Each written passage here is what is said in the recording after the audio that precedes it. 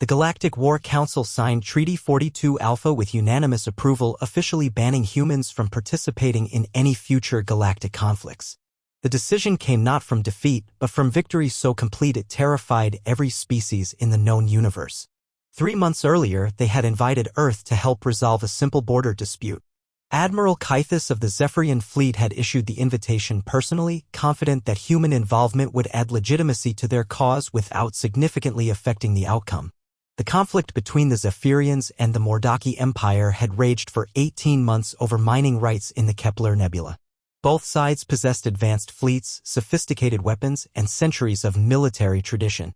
What they lacked was a decisive edge. These humans are relatively new to galactic society, Kythus explained to his war council. Their primitive technology will pose no threat to either side, but their participation will demonstrate that this conflict has broad support. The Mordaki leadership agreed, viewing human involvement as equally harmless. Both sides expected the humans to contribute a few outdated ships and serve as ceremonial allies. Captain Elena Vasquez arrived at the staging area with humanity's contribution to the war effort. 12 ships, 400 personnel, and equipment that looked ancient compared to the gleaming fleets surrounding them. The other commanders barely acknowledged her presence during the initial briefings, treating the human delegation as an afterthought in their grand military strategy. "Welcome to real warfare," sneered Commander Vorthak of the Mordaki forces. "Try not to get in our way when the shooting starts." The alien officers exchanged amused glances, already placing bets on how quickly the human ships would retreat once the battle began. Elena smiled politely. "We'll do our best to keep up," she replied. "After all, we've had some practice." The war had been conducted according to traditional galactic protocols: massive fleet engagements, orbital bombardments, and formal declarations of intent broadcast hours before each assault. Both sides followed the established rules of civilized warfare, engaging only military targets and allowing time for evacuations. It was warfare as diplomacy, violent but predictable. The humans changed everything. "What are they doing?" Admiral Kythus demanded, watching his tactical displays as human ships dispersed across the battle space in seemingly random patterns. "They're not maintaining formation. They're not following the battle plan." Elena's voice crackled over the communication channel. "We don't fight wars. We end them." Her ships had vanished into the asteroid fields and gas clouds that both sides had written off as tactical obstacles. Within hours, reports began flooding in from across Mordaki space. "Sir," reported the Mordaki communications officer, his voice tight with panic, "we're receiving distress calls from our supply depots. The humans have somehow infiltrated our rear areas."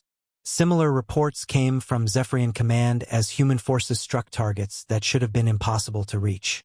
"How did they get past our sensors?" Commander Vorthak roared. "Our detection grids are impenetrable." The answer came from Elena herself, broadcasting on all frequencies. "You fight like you're playing a game with rules. We fight like our species depends on it." The humans had studied both civilizations for mere days and identified weaknesses that had existed for centuries. They struck communication relays, supply lines, and command centers simultaneously, crippling both fleets without engaging in a single direct battle.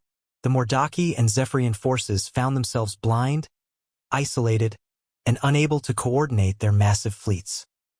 Their advanced weapons became useless without targeting data. Their sophisticated strategies collapsed without communication networks. "This is impossible," Admiral Kythus whispered, watching his proud fleet drift helplessly through space. "They've disabled our entire military infrastructure without firing a shot at our main forces."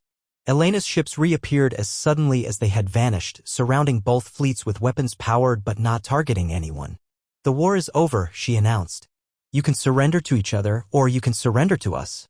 Either way, the fighting stops now." "We have thousands of ships," Commander Vorthak protested. "You have 12. This is madness." "Numbers don't win wars," Elena replied calmly. "Will does. And we have more will than both your civilizations combined." She was right. The human flotilla held positions that made any movement impossible for either fleet. They had turned the entire battle space into a trap using nothing but tactical brilliance and equipment the other species had dismissed as primitive. The surrender negotiations lasted longer than the actual war. Both sides signed peace treaties within 72 hours, agreeing to joint mining operations and shared governance of the disputed territories. The speed of resolution shocked the Galactic Council, who had expected the conflict to last for years. "How did you do it?" Admiral Kythus asked Elena during the formal signing ceremony. "Your technology is centuries behind ours. Your ships are outnumbered thousands to one." Elena looked out at the assembled fleets, now working together to salvage their disabled systems. "You fought a war. We solved a problem." She paused, choosing her words carefully. "The difference is that we don't see warfare as a contest. We see it as something that needs to end as quickly as possible." The Galactic Council reviewed the human intervention with growing alarm. Species that had considered humans barely civilized were forced to acknowledge that Earth's military doctrine was unlike anything in recorded history. The humans had achieved total victory without massive casualties, without destroying infrastructure, and without creating lasting hatred between the opposing sides. "They're too dangerous," concluded Counselor Vextai during the emergency session. "Not because they're violent, but because they're too effective. Wars aren't supposed to end this quickly." Treaty 42 Alpha was drafted within days, politely but firmly excluding humans from future galactic conflicts. The official reason was incompatible military doctrine, but everyone understood the real meaning. The galaxy wasn't ready for a species that treated war as a problem to be solved rather than a game to be played. Elena read the treaty with amusement. "They're banning us from helping them," she told her crew. "Apparently we're too good at ending wars." The Kepler Nebula mining operation became the most successful joint venture in galactic history, with both the Zephyrians and Mordaki working together so effectively that other species began requesting human mediation for their disputes. But those requests came with one condition: no military involvement. "We don't want you to fight our wars," explained one diplomatic envoy. "We want you to help us avoid them entirely."